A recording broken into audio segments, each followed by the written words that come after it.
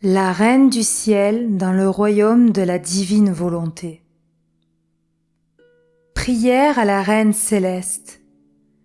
Reine immaculée, ô céleste maman, en ce mois qui t'est consacré, je me place sur tes genoux maternels, m'abandonnant entre tes bras comme ton enfant chéri, et te demandant avec véhémence la plus grande de toutes les grâces, celle que tu m'admettes à vivre dans le royaume de la divine volonté. Sainte Maman, toi qui es la reine de ce royaume, permets que j'y vive en tant que ton enfant, que ce royaume soit rempli de tes enfants. Je me confie à toi afin que tu y guides mes pas et que, soutenu par ta main maternelle, tout mon être vive constamment dans la divine volonté. Tu seras ma maman. À toi, ma maman, je confie ma volonté pour que tu l'échanges contre celle de Dieu et qu'ainsi je sois assurée de ne jamais quitter cette divine volonté. Je te prie de m'éclairer afin que je comprenne bien ce qu'est la divine volonté. Amen. Je vous salue, Marie, pleine de grâce. Le Seigneur est avec vous. Vous êtes bénie entre toutes les femmes, et Jésus, le fruit de vos entrailles, est béni. Sainte Marie, Mère de Dieu, priez pour nous pauvres pécheurs, maintenant et à l'heure de notre mort. Amen. 17e jour. La Reine du ciel quitte le temple. Elle épouse Saint Joseph. Un exemple pour tous ceux qui sont appelés à l'état conjugal. L'âme à sa céleste maman. Sainte maman, aujourd'hui plus que jamais, je veux me réfugier dans tes bras maternels afin que la divine volonté qui règne en toi exerce un doux enchantement sur ma volonté et qu'ainsi je n'ose rien faire qui ne soit pas selon la volonté de Dieu.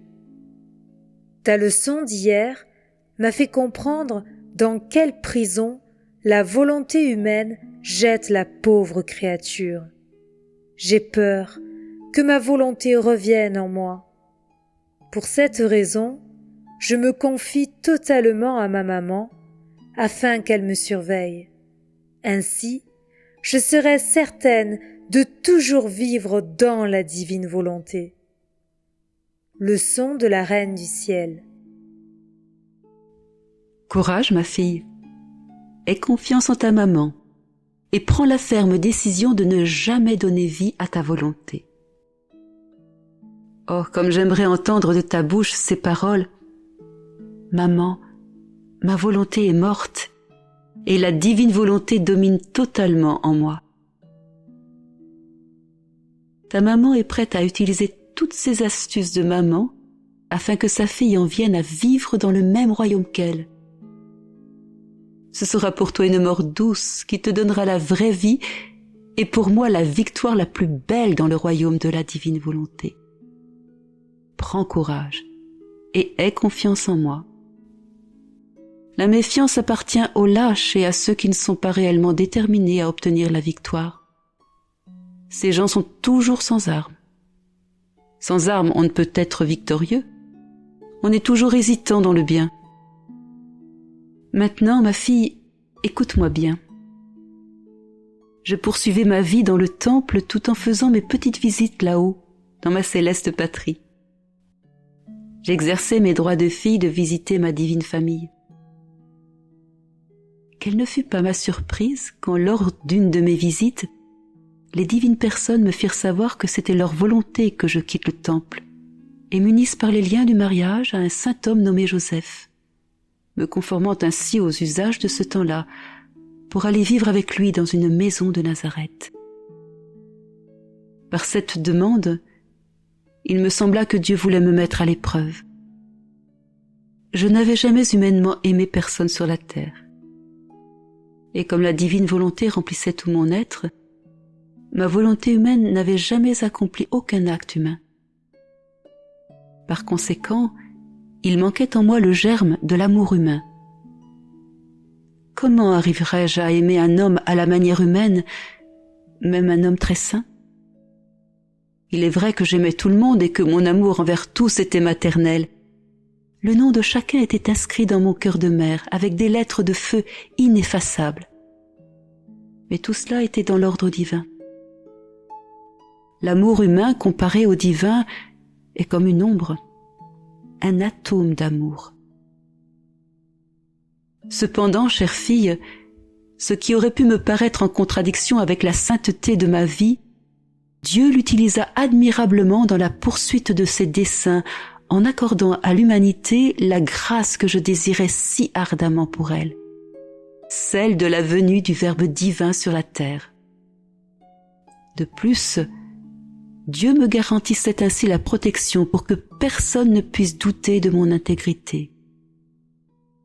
Saint Joseph allait être le coopérateur fournissant le minimum d'humain indispensable, l'écho de la paternité divine dans la formation de notre petite famille terrestre. En conséquence, malgré ma surprise, j'ai dit fiat immédiatement, sachant que la divine volonté ne me ferait jamais de mal et ne mettrait jamais ma sainteté en danger.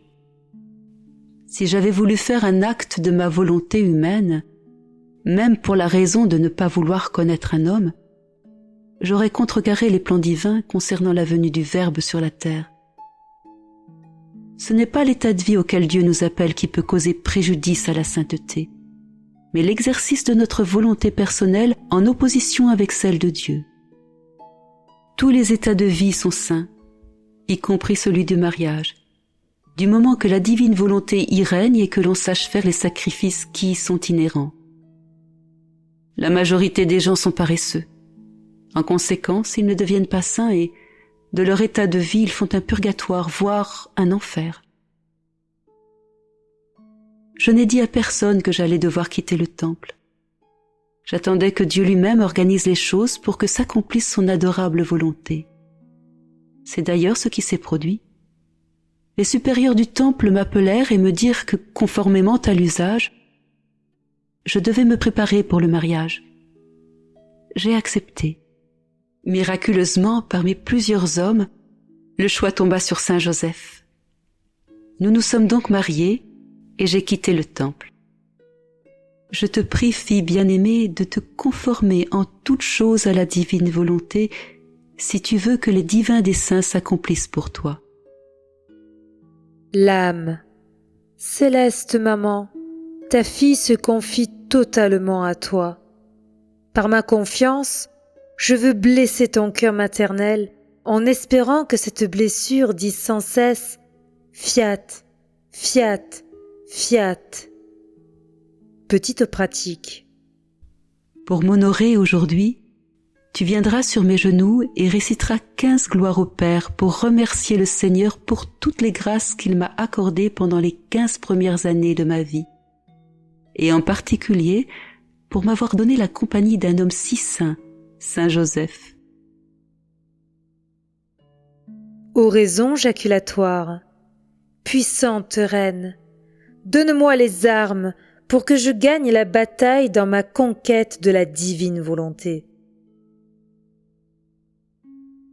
Chaque matin, chaque midi et chaque soir, redisons à notre maman « Maman, je t'aime, aime-moi toi aussi, et donne à mon âme une petite portion de divine volonté.